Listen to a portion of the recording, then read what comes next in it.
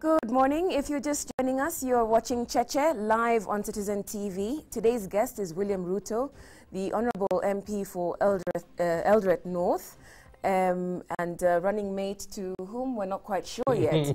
But of course, you did insist that you were going to be a presidential candidate to the extent that you raised funds. I remember, was it a 100,000 shilling a plate dinner that you held in Nairobi?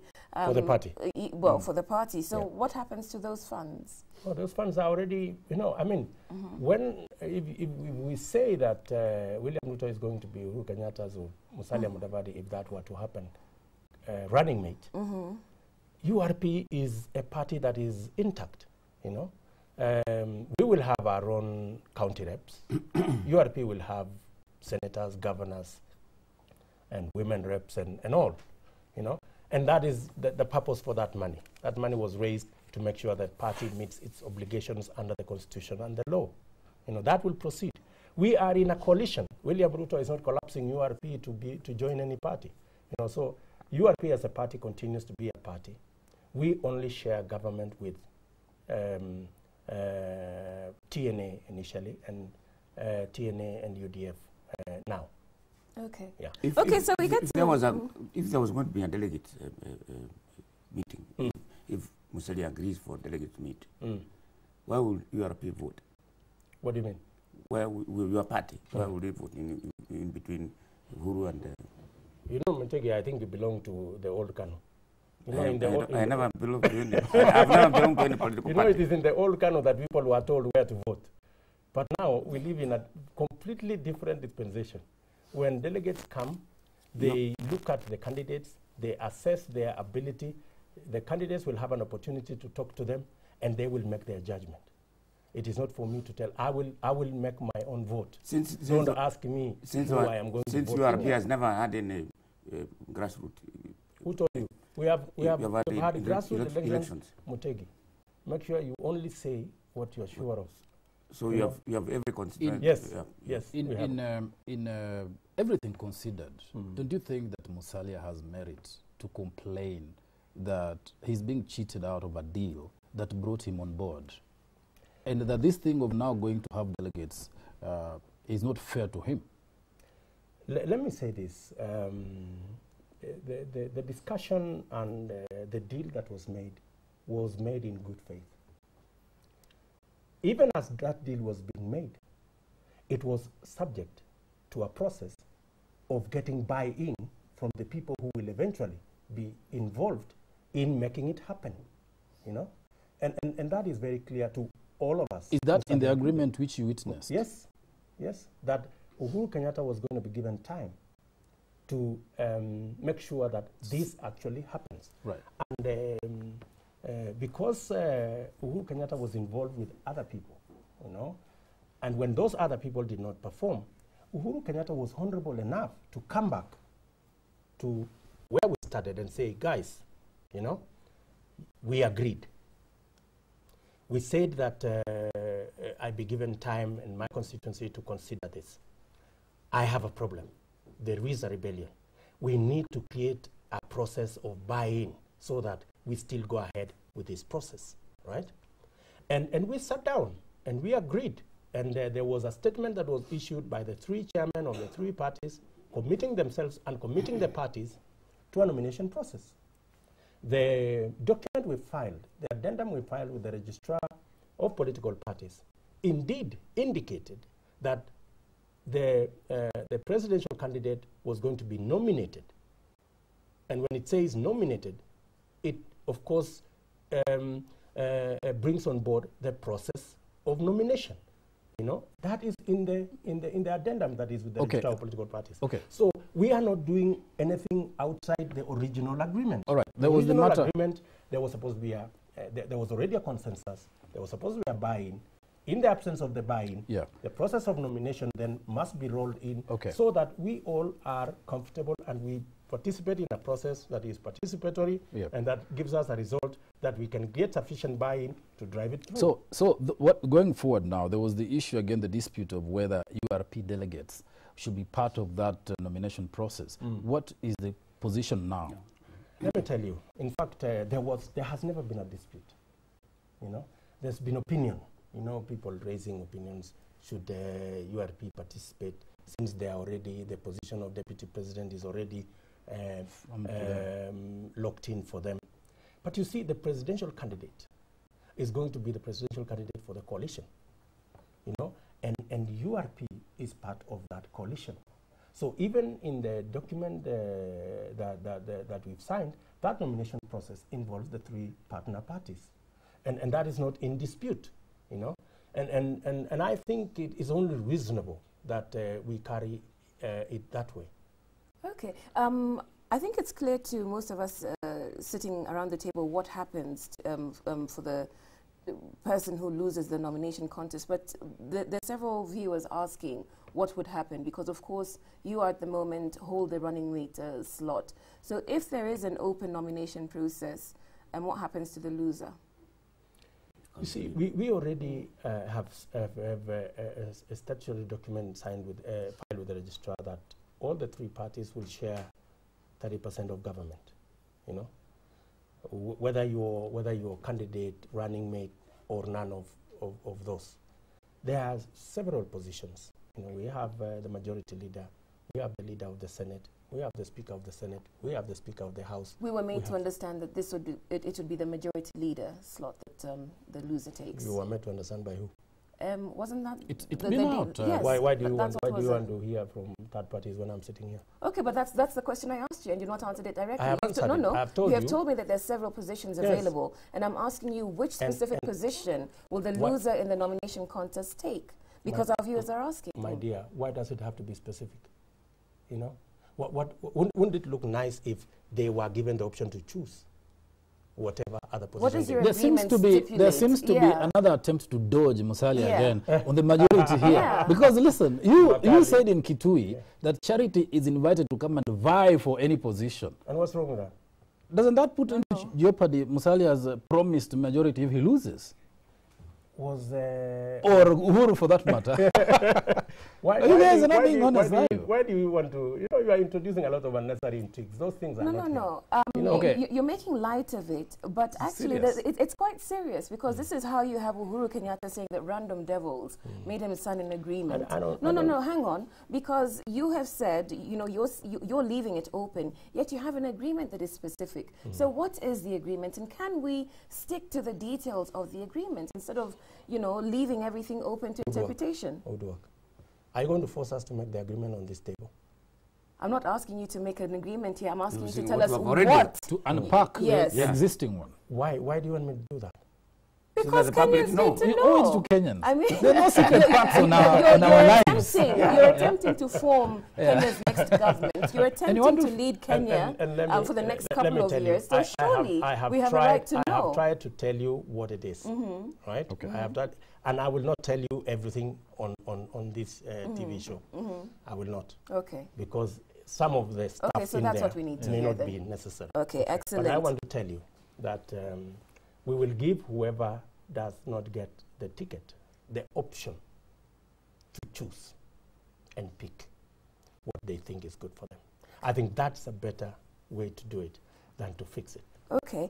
And it has nothing to do with what Makali is alluding to. Okay, fine. Let's say this. You believe that this coalition, this Jubilee is going to hang together. Yes. That Musalia is not going to walk out for being cheated on the deal. What I believe is that this coalition will win. No. About the three parties, do you believe that Musalia will stick? I can speak for URP, right? But I can only tell you the rest of our colleagues are seasoned politicians. They know the game, you know. And you, of course, we're not going to put a gun on people's heads that you must hang around here. But you seem to be very confident that it will survive. What makes you have that confidence? The experience these guys have, you know. I mean, if you walk out of the Jubilee coalition now, ask me reasonably, you know, you are an intelligent Kenyan. Well, what are you going to do? You'll walk to do what? You'll go where? Okay, what happened last night? Yeah. What happened last night? After that skirmish, Musalia, Uhuru, what happened last night? We went home to sleep. You guys didn't meet and agree on some things and say, look, let's patch up. We went home to sleep, my friend, I'm telling you. And we had very good sleep. Okay. We'll pick up from where that was last evening and move Excellent. on. But of course, the other thing we can't get away from is Yes, what madam. the economists call the coalition of the accused. And there's several questions about it. Uhuru Kenyatta himself referred to it. Devils telling him that if he ran for president, Kenya would face international sanction. You say that your coalition is underpinned by like-minded ideas and values, but do you think it's in Kenya's interest to have yourself and Uhuru Kenyatta participating in the next elections? If we had participated in a coup to make ourselves get into government, it would be untenable. But if we participate in a democratic process and we are elected by the people of Kenya, surely it would work. I mean, who are you to tell us or tell the millions of people of Kenya that you cannot elect William Ruto or Uhuru Kenyatta? In any case, let me tell you, before any other article was written in the Constitution, Article 1 that came first before any other article, it says the sovereign power of the people of Kenya is vested in the people itself. Okay, you haven't answered my question. If the people decide that these are going to be our leaders, and let me tell you, Woodwork, at the heart of any democratic country and any democratic institution is the right to choose. Okay. I mean, surely, yes, if Kenyans exercise their right to choose, embedded in the Constitution, and choose Uhuru Kenyatta and William Ruto, I mean, surely, why any reasonable person would think, are you going to punish the people of Kenya for hang on, you're not answering my question, and we keep hearing this. Hold on, you're not answering my question. We keep hearing, no, because my question to you is, are you willing to sacrifice? Do you think, you know, that it is right for yourself and Uhuru Kenyatta to run at this moment in time, risking the welfare of Kenya as a country? Let me tell you, if we are dealing with reasonable governments and institutions, right? If we are dealing with, and I'm sure we are, you know, we are dealing with intelligent people. We are dealing with reasonable people, partners, countries, institutions. I mean, before they do whatever it is that we are being told they will do, I'm sure they will sit back and say, okay, these guys did not get here because of a coup. And I hear some people sometimes try to compare Kenya with Libya. You know, they went for Muammar Gaddafi. I hear they went for the other guy in Egypt, Hosni Mubarak. You know, Kenya is not Egypt. Kenya is not where a person at the last time Mubarak got 86% of the vote to be president. That's not a vote. Or Libya, where there has never been a vote. Kenya is a thriving democratic state. And any reasonable partner of this country will want to understand before they get to where it is. They want to understand. So, you are accusing Uhuru Kenyatta and William Ruto of masterminding the killing of Kenyans, millions of, thousands of them. How come Kenyans in millions have elected these guys? Either the people of Kenya are mad, or there is something absolutely wrong with the case. Let me ask that's really the conclusion that I think will come out. Let me ask you a question about logic. Uhuru Kenyatta, well, that's logic. Uhuru Kenyatta resigned because of ICC as a Minister of Finance. The matter has not been resolved. He wants to be elected to be President of Kenya, or Deputy President of Kenya, or President, when the same thing is hanging to be the Chief Executive. Is that logical? Let me ask you, Mteji. Uhuru Kenyatta did not resign from an elected post. He resigned from an appointed position. Uhuru Kenyatta does not want to be appointed President of Kenya. He wants to be elected. But you'll be Chief Executive. Are we together? No, I'm just putting in the facts. The Constitution says if you have been You know what the Constitution says, Section 73? It says you resign if you are appointed. There is a criteria for people who are appointed.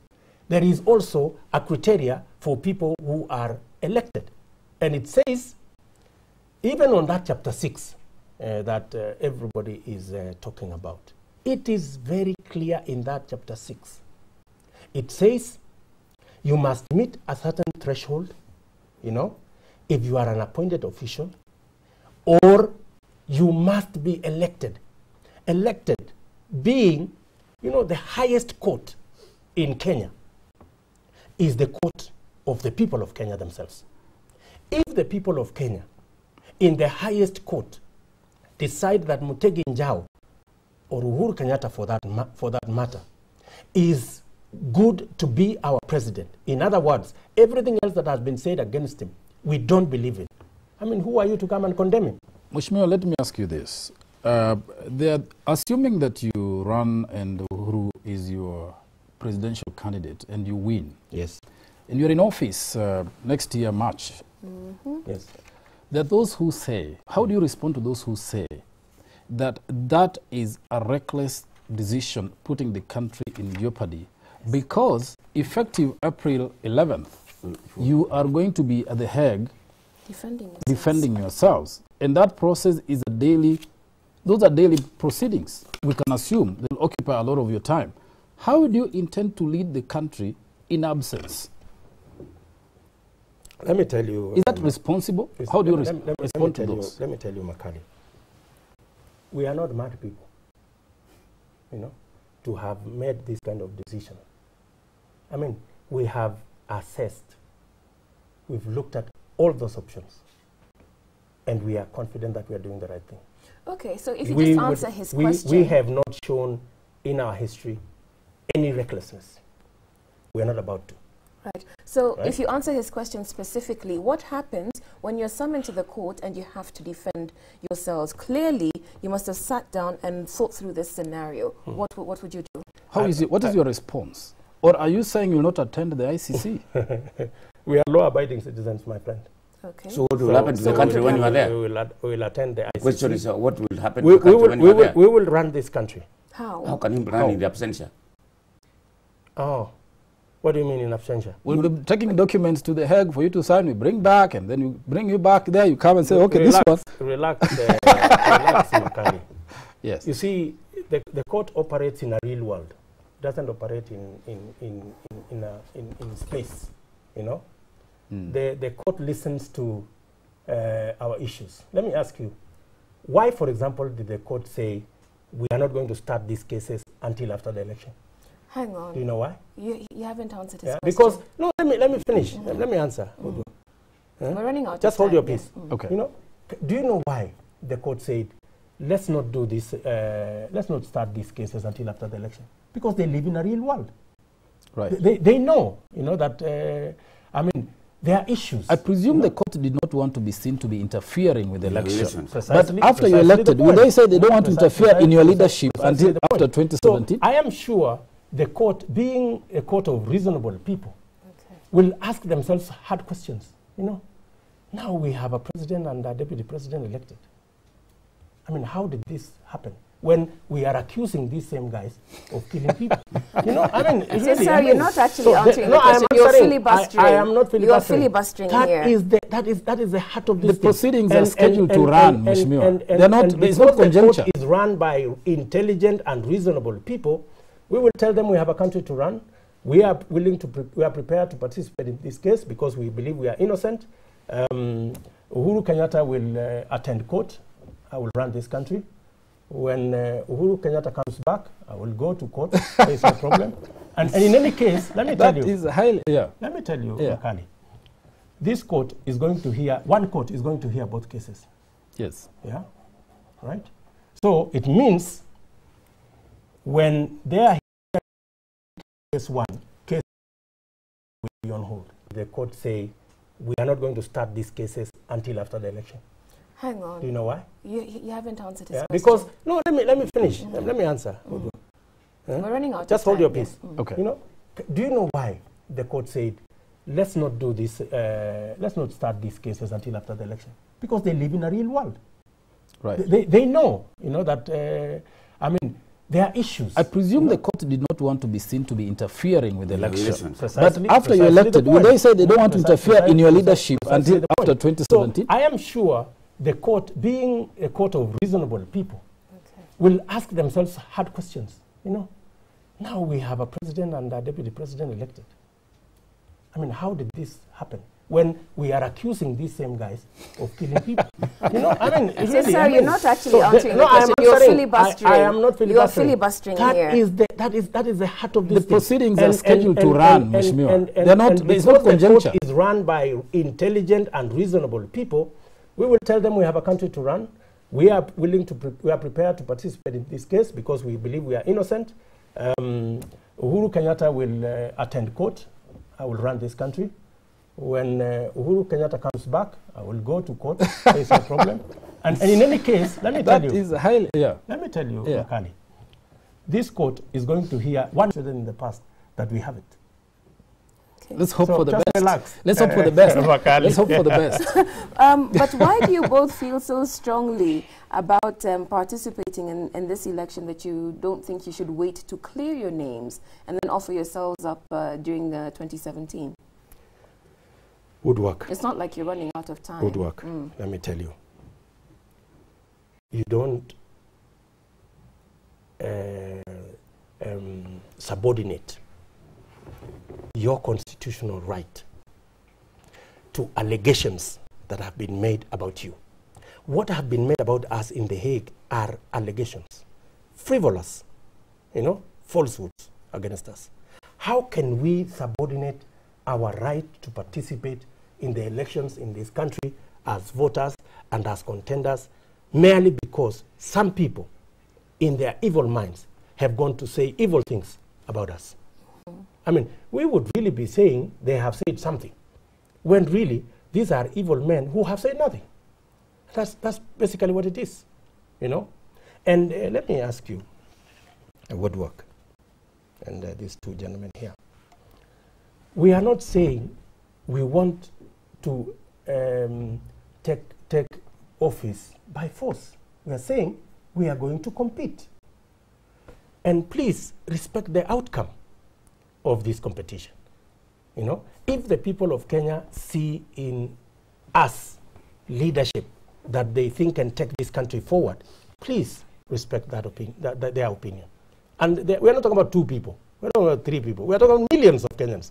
Surely they can't possibly be wrong, the whole lot of them. If you say you are not under, if you say you are not under any pressure for Uhuru to move, why is he always telling the Europeans, the Americans to let us have? Why is he saying that? If he's under no pressure at all. And haven't you seen lately? Of course, you guys don't want to report. The media is dodgy about it. I mean, I thought several ambassadors, I think 2, 3, 4, 5 days ago, said that they will respect the outcome of the people of Kenya, because I think they are also beginning to internalize this and to say, surely the people of Kenya are reasonable. And if the people of Kenya vote for these 2 characters, they must be sending a powerful message that these 2 guys are actually not the criminals that they are being said to be. Is the reverse argument true? What did Kofi Annan say? When he advised Kenyans. He advised against to be careful whom we elect. So where is that written in the Constitution? So is Kofi Annan going to write the Constitution? We're under pressure to close. The matter of, obviously Jubilee is now solid. You say you have the numbers. We do, Makani. I'm not sure. Okay. I'll wait for March 4th. But anyway, and I wish you well. But thank you.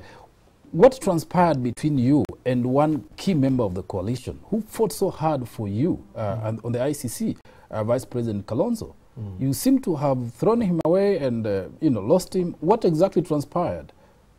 And you took somebody who wasn't with you for long, called Musalia Mudavadi. What does that say about the morality of your politics? Do you honor, reciprocate those who help you? Are you sure we threw away the Why is he not with you?